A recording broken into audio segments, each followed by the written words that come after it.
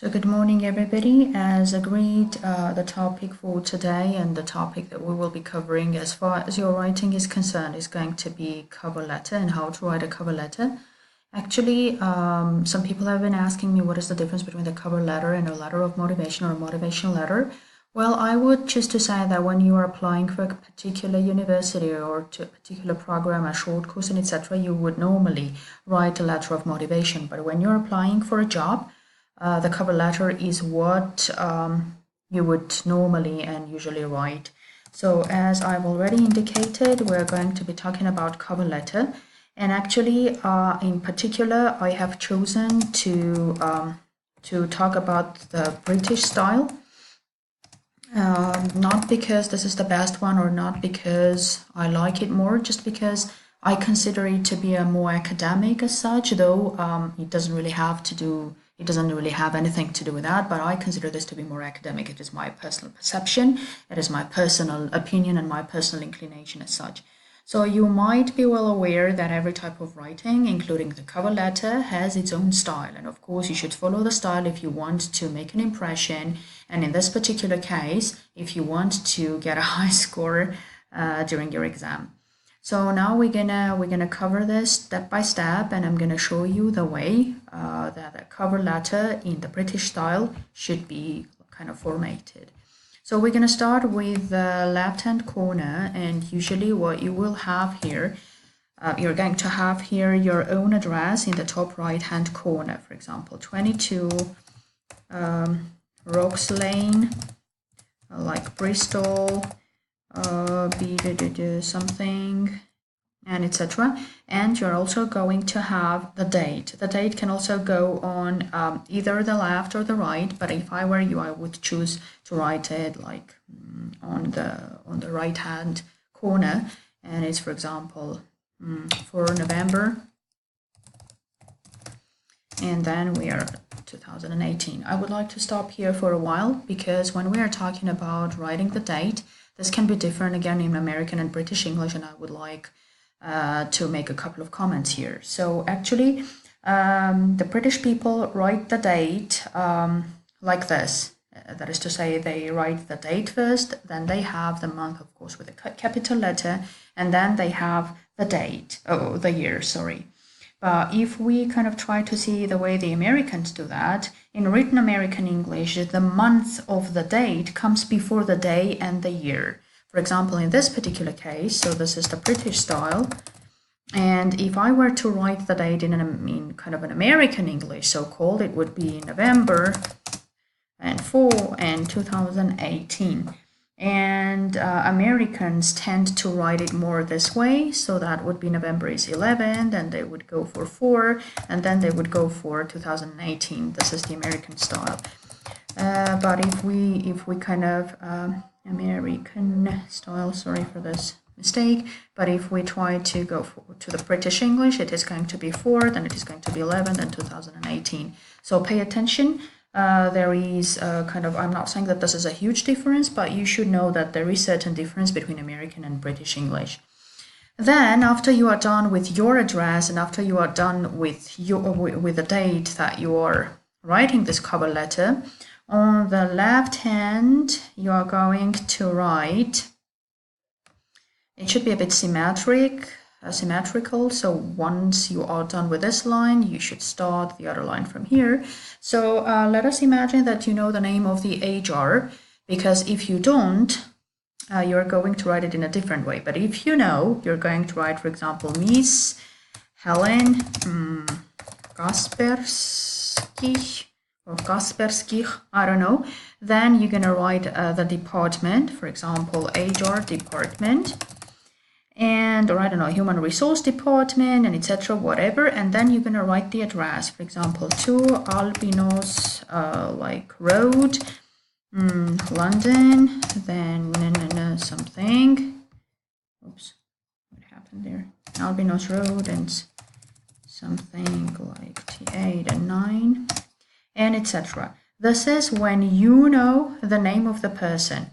if you have searched and you were not able to find the name of the person, of course, you are just going to start like to the HR department, or you're going to write to the head of the HR department, and again the same, like the address and etc. Two ways are quite possible, because sometimes, especially when we are talking and we are applying to very big companies, at times it is quite difficult to learn and to get certain information about the name of the person who is in charge of the HR department and etc. One more thing, just returning back to here where you write your address, I have seen some people who tend to write their name here. Please be attentive. It is not at all correct. I would even say this is very bad to write your name first and on this right hand corner, and then you have to have your address and the continuation. Why? Because this is the way it should be, because it is considered to be a bad tone if you are writing your name first. Because anyway, you're going to write your name, then you're going to sign, so there is absolutely no need to start writing your name. So once you are done with this right hand corner and then you are done with the left hand corner, you should start writing the letter. So you would normally start from here, of course, if this ever, yeah. No, this is kind of tabbing. Let me do it like this, because your text and the address of the person should be very symmetric. I mean, there should be a very straight line. They shouldn't come to the left, or your writing shouldn't go to the right. So symmetrically, and if you cast a look, your first impression, the first impression should be really very symmetric. So you're going to start with dear, in this particular case, Miss Kasperskich,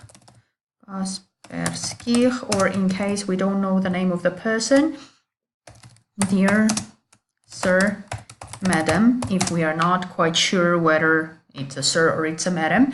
And I do hope that you remember that you have two options here. If you're choosing to put a comma here, then you should also have a comma when closing your letter. If you choose not to put a comma, you shouldn't have a comma when you are closing the letter.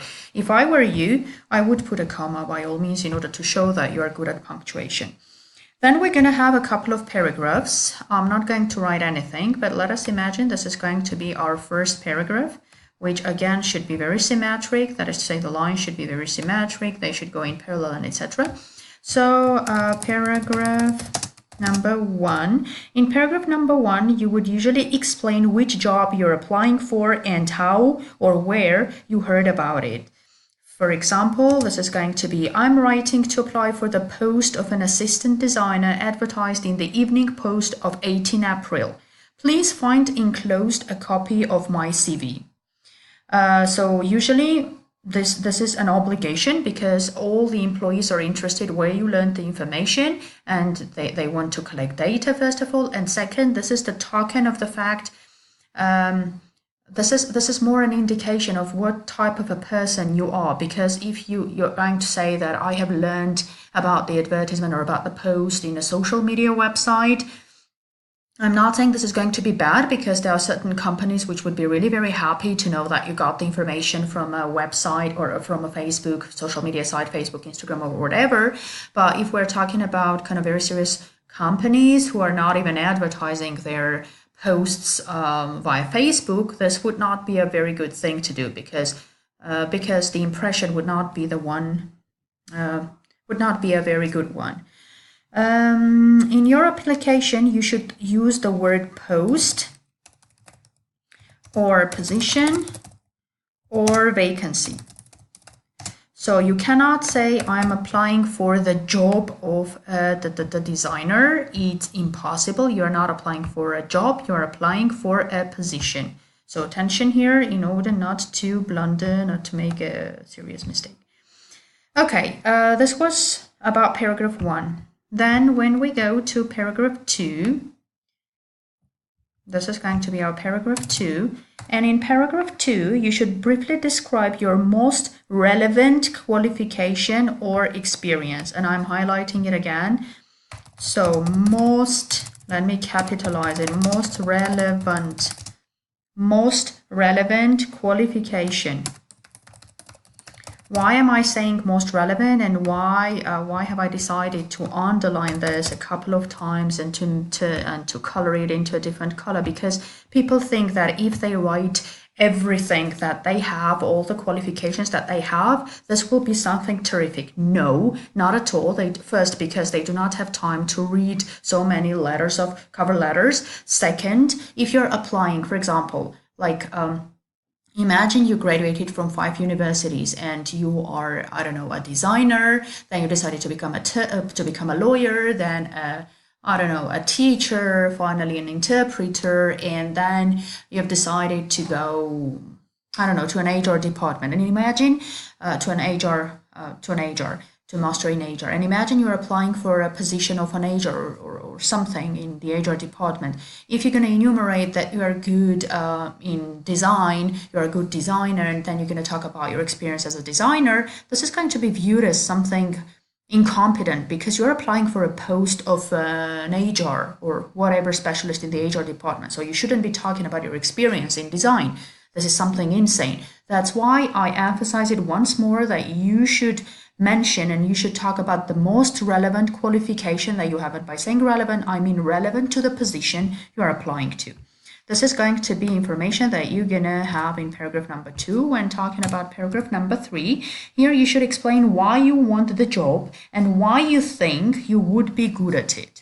So basically here you're answering the question why this job and why you think you will be good at it. For example, if I try to give you an example that I have taken from an Oxford dictionary, so you can say, for example, I would welcome the chance to work as part of a small dynamic team where I could make a significant contribution while developing my skills yet further. I would be happy to show you a portfolio of my work, for example.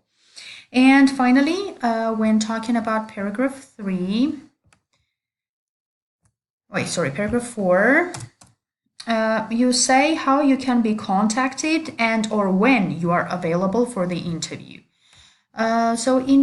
This is the part that is most problematic, I believe, in Armenia, because we think that if we say you can contact me 24/7, then this is something good. But I wouldn't say that this is something good and this is something that should be cherished, because if you're available 24/7, this means that you are not a responsible person, and that this means that you are an idle person because you are not doing anything else. You're just waiting for them to call you and to invite you for an interview.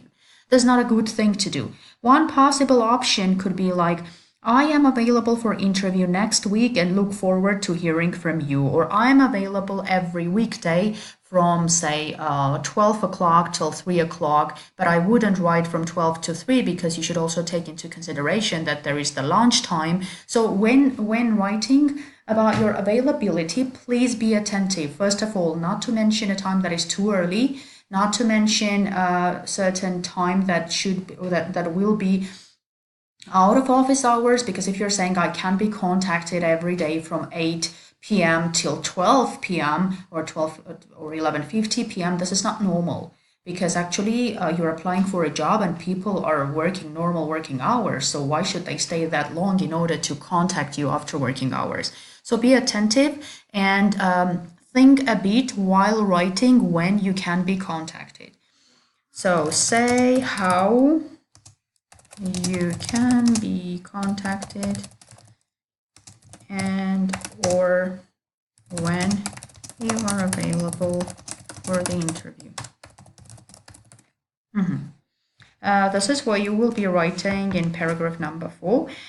And I would also like, okay, I'm going to be talking about this a bit later, maybe at the end. And finally, once you're done with paragraph 4, you should end your letter. I'm going to write it here. If you have written the name of the person, you should end your letter, yours sincerely. And do not forget about the comma. I repeat it again. If you have inserted a comma from the very start, you should insert a comma. Sorry, I've omitted the letter S. You should insert a comma here. If we don't know if we have started our letter yours dear sir, madam, then we should finish it. Yours faithfully. And again, do not forget about the comma. Then you are signing below this, and you are writing your name. Let me do it like this so that everything is kind of visible. I'm gonna do it like this. After this, you are